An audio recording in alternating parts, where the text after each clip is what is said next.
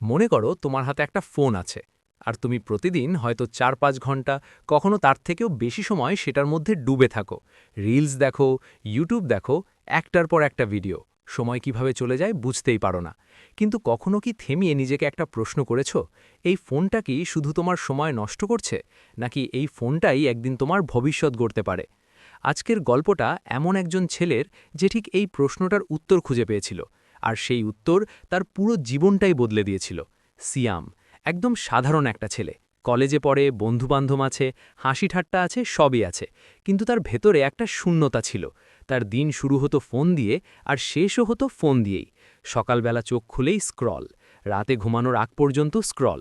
Reels, YouTube, মিম সবই তার জীবনের অংশ হয়ে গিয়েছিল। কিন্তু একটা জিনিস তার জীবনে ছিল না, কোনো লক্ষ্য, কোনো দিক নির্দেশনা। তার বন্ধুরা কেউ টিউশন পড়াচ্ছে, কেউ নতুন নতুন স্কিল শিখছে, কেউ ছোটখাটো ইনকামও শুরু করে দিয়েছে। আর সিয়াম, সে শুধু নিজের মনে একটা কথাই বলতো, আমি পারব না। এই একটা বাক্যই তাকে প্রতিদিন একটু একটু করে পিছিয়ে দিচ্ছিল।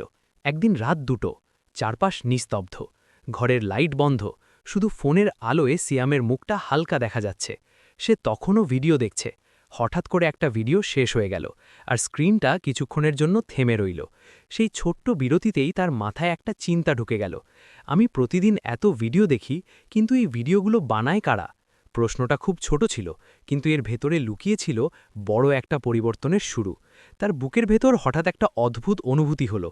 সে নিজের কাছেই আস্তে করে বলল, আমি কি শুধু দেখেই যাব, নাকি একদিন মানুষ আমাকে দেখবে? সেই মুহূর্তেই সে একটা সিদ্ধান্ত নিল।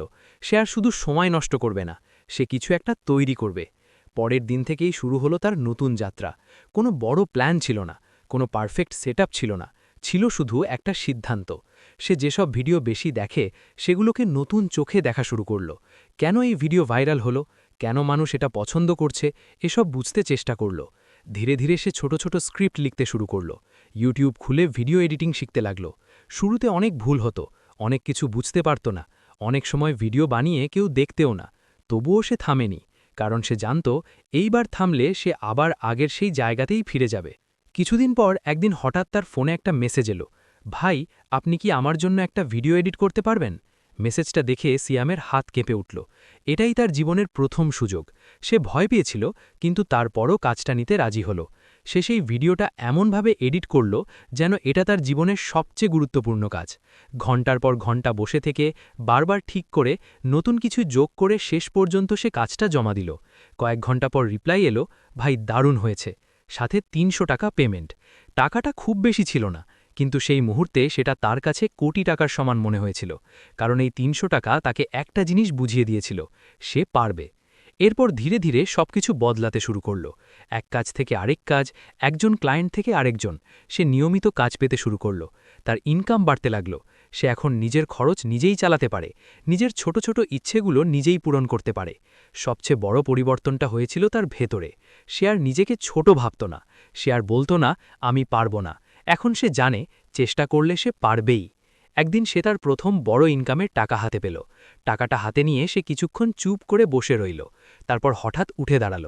সে সোজা বাজারে গেল, অনেক কিছু দেখল, কাপড়, ব্যাগ, ঘড়ি, কিন্তু শেষে গিয়ে থামল একটা জুতোর সামনে।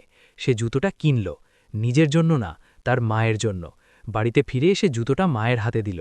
মা অবাক হয়ে জিজ্ঞেস করল, এটা কোথা থেকে আনলি? সিয়াম একটু হেসে বলল, নিজের টাকায়। এই কথাটা শুনে মায়ের চোখে জল চলে এলো, কিন্তু সেই পানিতে কষ্ট ছিল না, ছিল গর্ব, ছিল আনন্দ। সেই হাসিটা দেখে সিয়াম বুঝেছিল, সাফল্য মানে শুধু বড় টাকা না, সাফল্য মানে নিজের সবচেয়ে প্রিয় মানুষটার মুখে হাসি ফোটানো। এই গল্পটা শুধু সিয়ামের না, এই গল্পটা তোমারও হতে পারে। তুমি এখন যেটাকে সময় নষ্ট ভাবছ, সেই ফোন, সেই সোশ্যাল মিডিয়া, ঠিক সেটাকেই তুমি ইনকামের একটা শক্তিশালী মাধ্যম বানাতে পারো। সোশ্যাল মিডিয়া তোমাকে নিচে নামাতেও পারে, আবার ওপরেও তুলতে পারে। পার্থক্যটা শুধু একটাই, তুমি সেটাকে কিভাবে ব্যবহার করছো। শেষে একটা কথাই মনে রেখো, যে শুধু দেখে সে সবসময় পিছিয়ে পড়ে, আর যে তৈরি করে সে একদিন সবার সামনে এগিয়ে যায়। এখন সিদ্ধান্ত তোমার, তুমি কি শুধু একজন দর্শক হয়ে থাকতে চাও, নাকি একজন ক্রিয়েটার হয়ে নিজের গল্পটা নিজেই লিখতে চাও? কারণ সত্যিটা হলো, একটা ছোট্ট সিদ্ধান্তই তোমার পুরো জীবন বদলে দিতে পারে, আর সেই সিদ্ধান্তটা তুমি আজই নিতে পারো।